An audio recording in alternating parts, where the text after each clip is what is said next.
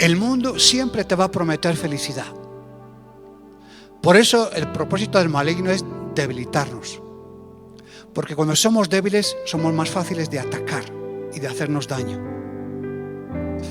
Cuando tú estás firme en la oración, estás ayunando, estás con la comunión con Dios ahí al 100%, viene la tentación y como que ni te das cuenta. Pero cuando estás debilitado, poca oración, muchas canciones del mundo, bastante Netflix, muchos afanes, deudas que no puedes pagar, todo eso te va debilitando, te va bajoneando, pruebas que tienes en tu mente que no las superas, entonces te vas debilitando. Entonces ahí el maligno prefiere atacarte en esa debilidad.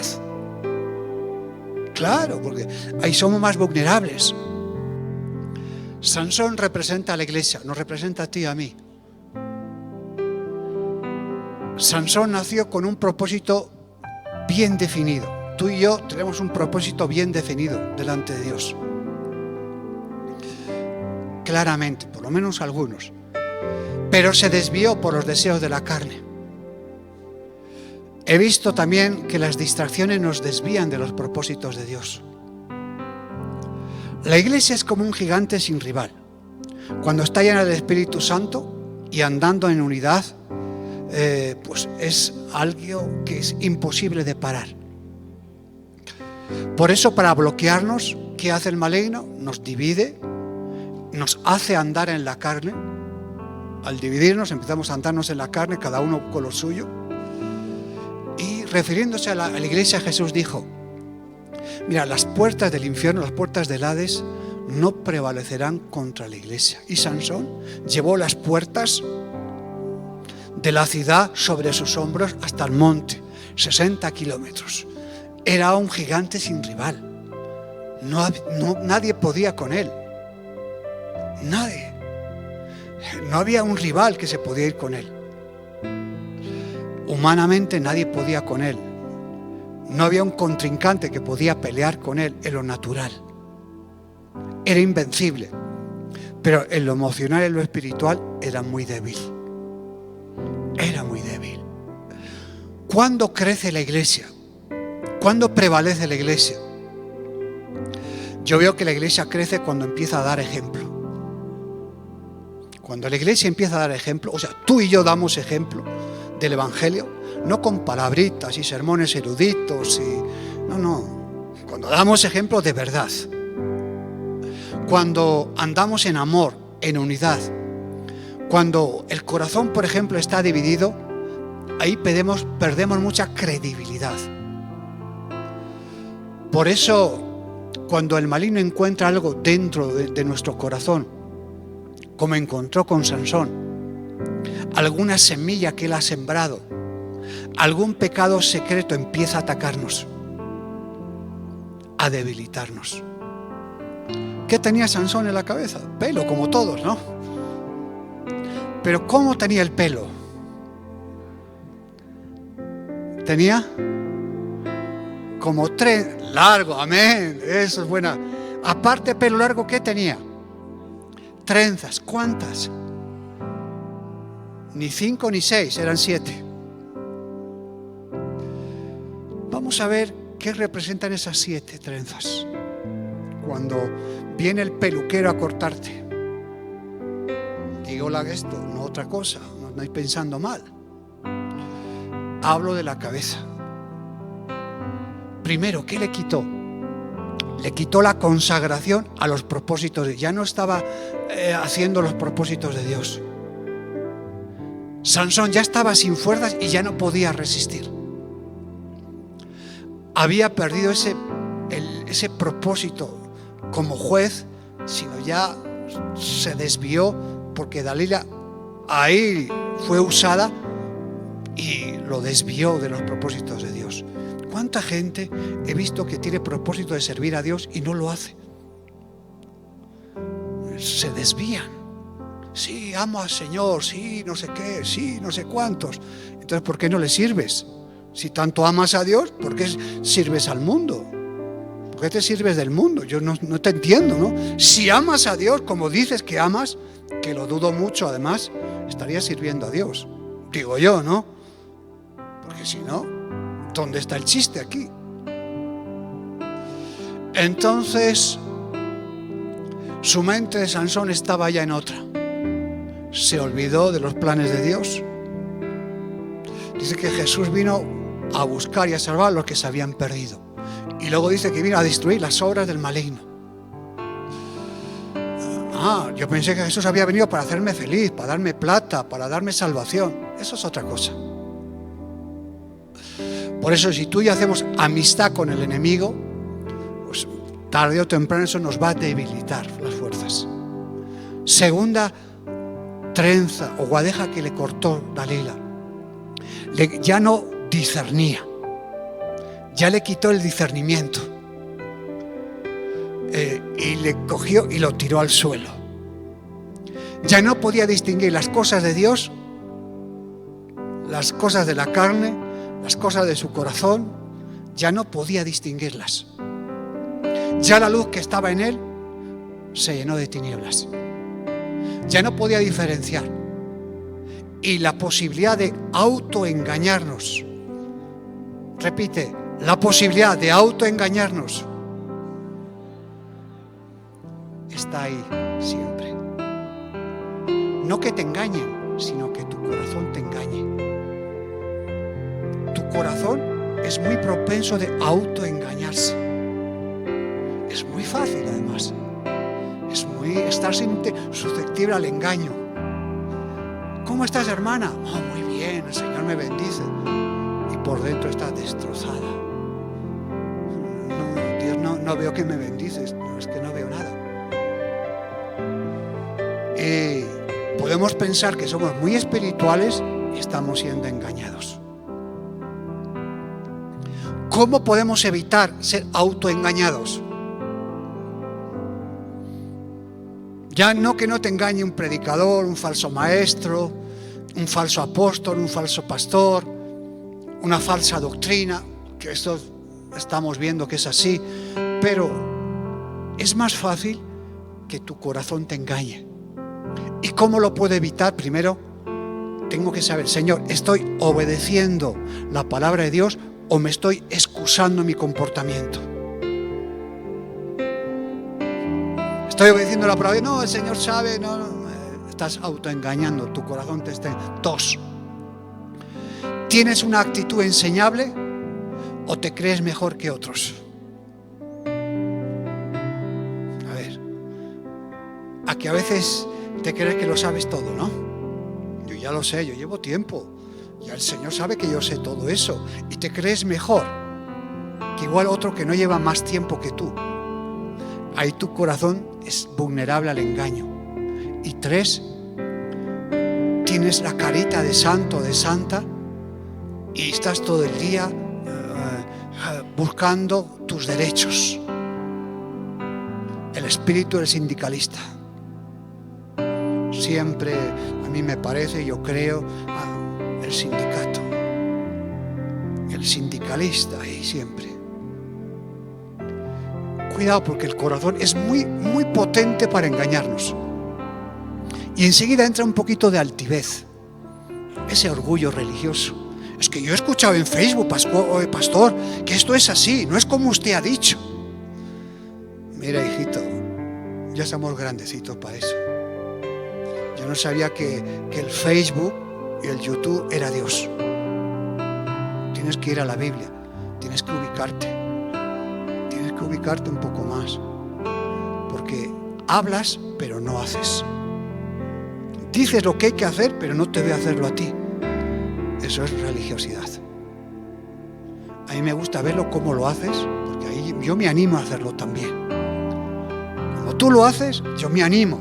Cuando tú hablas y no lo haces, me entra rechazo contra ti, porque veo que eres un religioso y eres un hablador y eres un...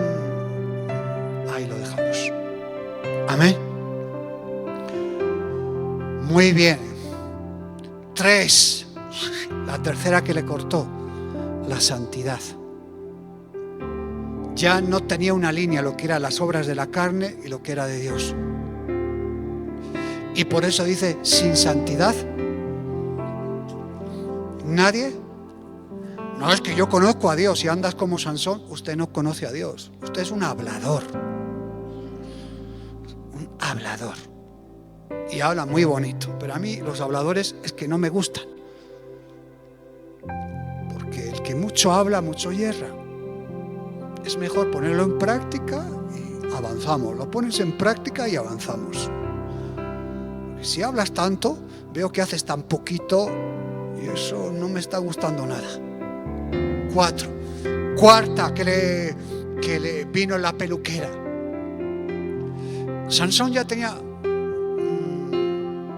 una confianza excesiva en Dios. Pensaba que Dios siempre lo iba a respaldar.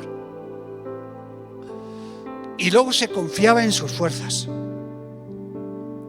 Al perder el temor de Dios, rápidamente perdió la santidad.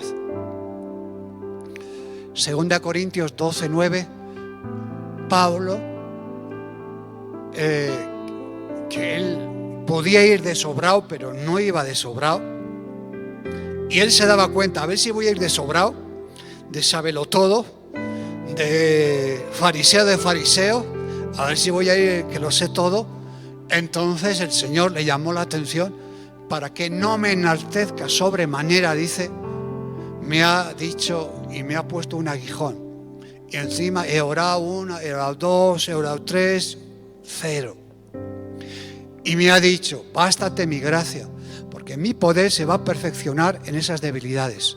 Por tanto, de buena gana, o con queja, pero él dijo, de buena gana, me gloriaré en mis debilidades para que repose en mí el poder de Cristo. Él entendía que si iba de sobrado, las cosas le iban a ir mal.